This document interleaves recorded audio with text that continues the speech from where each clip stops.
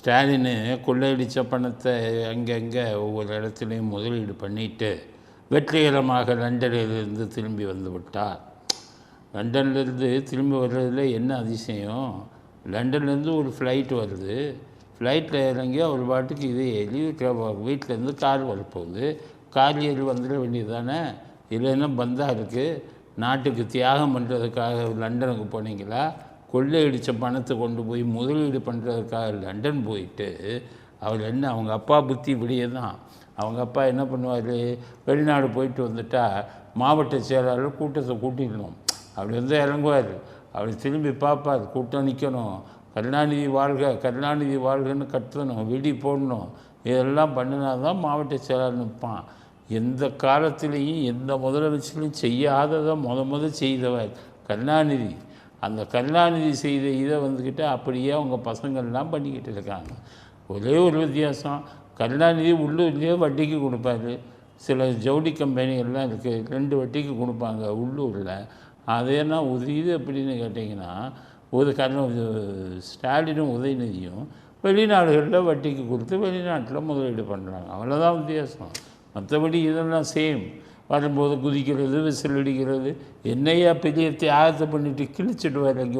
துபாய்க்கும் இதுக்கும் போயிட்டு என்னத்தை கிழிச்சிட்டு வர்றீங்க? அவர் அங்கேருந்து வர்றாரு, இங்கே ஒரு கூட்டம் நின்று இருக்குது ரெட்டியாக, அதுவும் அப்படியே அங்கேருந்து விமானம் என்னமோ இது பண்ணாரான்னு தெரியல, அங்கே நேரம் துபாய்க்கு போயிட்டார். அங்கேருந்து நேற்று நைட்டு பூரா பெரிய கூட்டம், பெரிய தியாகிகள். இந்த கூட்டம்லாம் வரவேற்க காத்துட்டு இருந்துட்டு ஏமாற்றத்தோட திரும்பி வந்துருக்கு. அப்படியே துபாய்க்கு போயிட்டார்.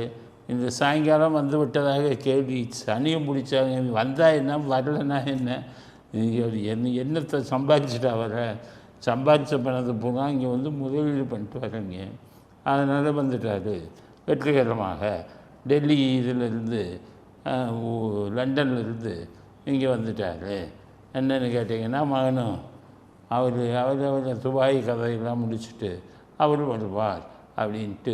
பெரிய யோகியங்க, உத்தமைங்க வந்துக்கிட்டு லண்டன்லேருந்து இங்கே வந்துட்டு சேர்ந்துட்டிங்கன்னா உங்களுக்கு வரவேற்பு வேறு உங்கள் மூஞ்சிக்கு.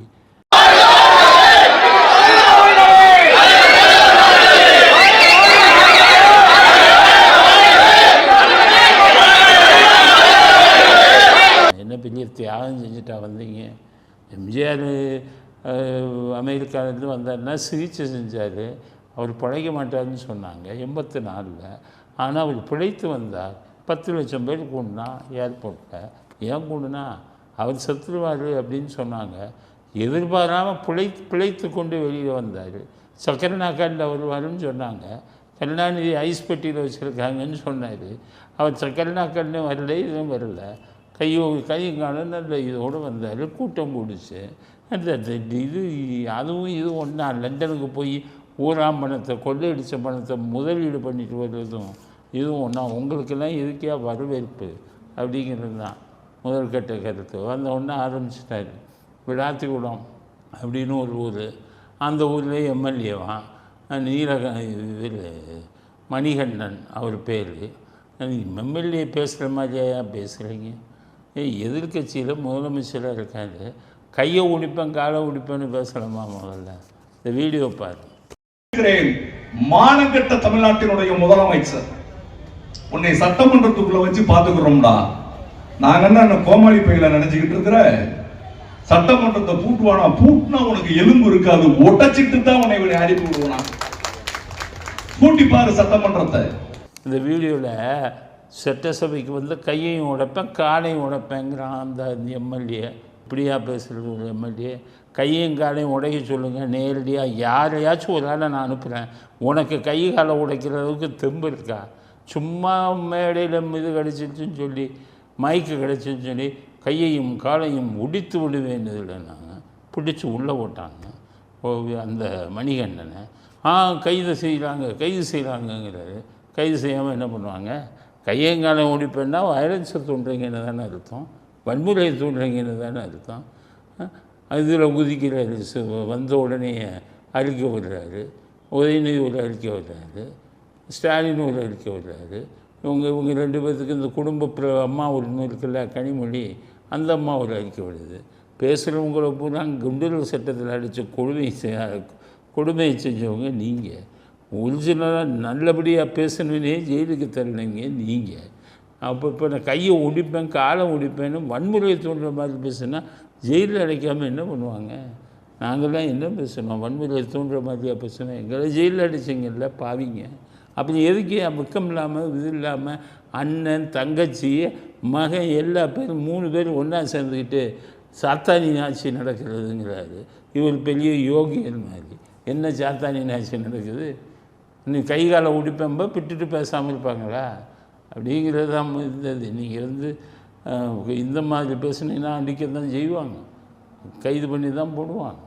அவர் அங்கேருந்து வர்றாரு. இவர் என்னென்னு கேட்டால் அனிதா ராதாகிருஷ்ணனா 1ஆம் நம்பர் கோலை அங்கே வந்துட்டு வீணு குதிக்கிறாரு. இருந்தார் என்ன மணிகண்டனை கைது பண்ணிட்டதை பார்க்க வந்திருக்காரு. பார்க்க வந்து எனக்கு தலையை சுற்றுது, நான் வீட்டுக்கு போகிறேன்ட்டு அங்கேருந்து கிளம்பினார்.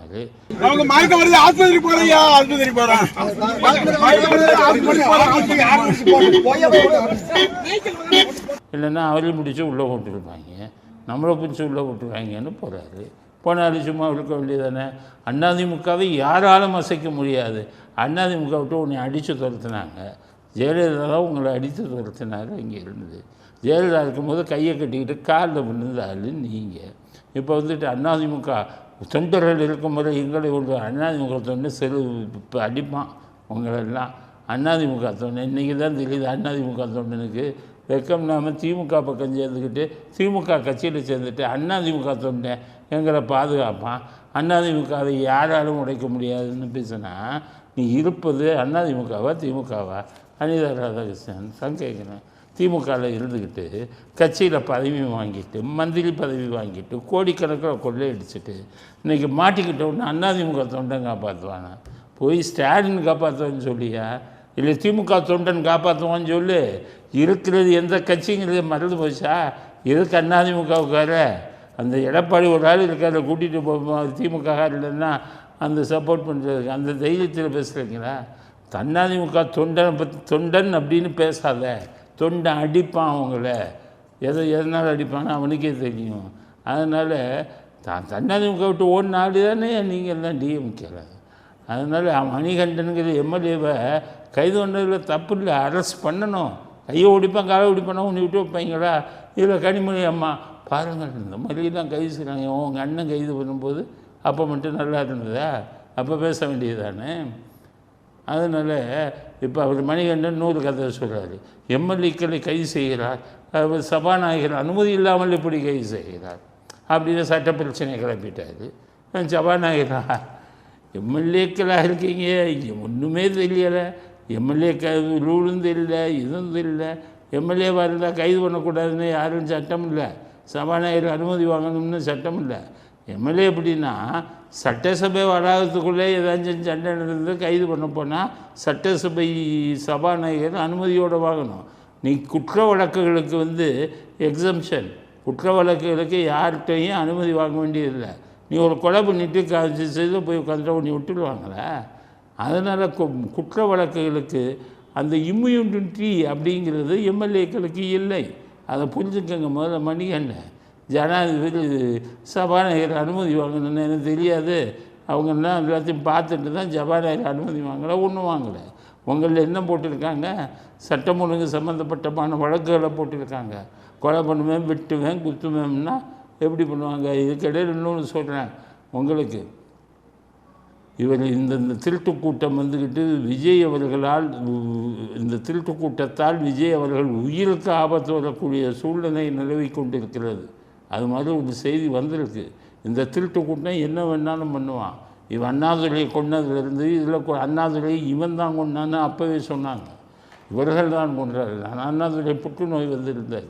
கொலை பாதகர்கள் இவர்கள். கொலை செய்வதற்கு அஞ்சாதவர்கள். தாங்கள் கொள்ளையடிக்கக்கூடிய பணத்துக்கு ஏதாச்சும் ஆபத்து வந்தால் வெறும் 10 கோடி ரூபாய்க்காக இவரை கொலை செஞ்சவங்க இவங்க. அண்ணாநகர் ரமேஷை நான் சொல்கிறேன், வெறும் 10 கோடி. அதனால் பணத்துக்காக என்ன வேணாலும் பண்ணுவாங்க. இப்போ வட இந்திய ஆங்கில பத்திரிகைலாம் அது பெருசாக வந்திருக்கு. அதுக்கு பேர் மேகலாய சதி அப்படின்னு போட்டிருக்காங்க.